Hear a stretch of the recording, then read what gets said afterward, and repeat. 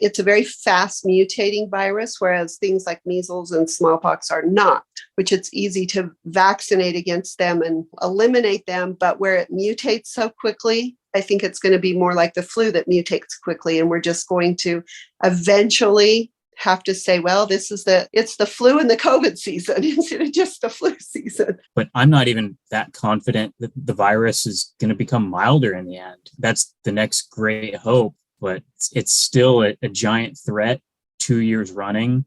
And especially with so many people still so reluctant to get vaccinated, we see our hospitals here in Minnesota have been overwhelmed for months. And it's just not sustainable. I don't know what we do in even the likeliest scenario that the virus becomes endemic and it's a perpetual threat.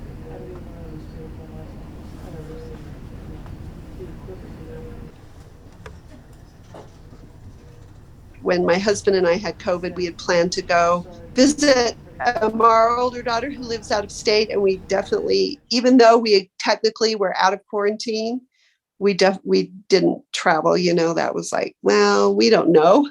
So we're still staying home. And then we were hit by Omicron and we ratcheted up our precautions even more. I've switched to wearing N95 masks because I'm no longer confident in the regular cloth masks. My son has been out of school for more than a week now, and hopefully he'll get to go back in a week, but who really knows?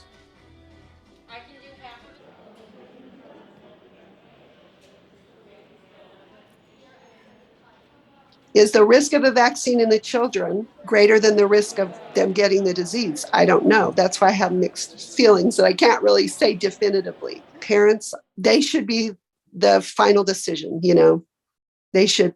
As a matter of fact, my daughter had all my grandkids vaccinated, and I totally support her decision. I'm not against it. We decided that there was very little risk to him getting vaccinated, and there was much more risk to not getting him vaccinated. Kids can get really sick from COVID. Kids can end up with long-term chronic consequences with the long COVID syndromes, for instance. And kids have died of COVID.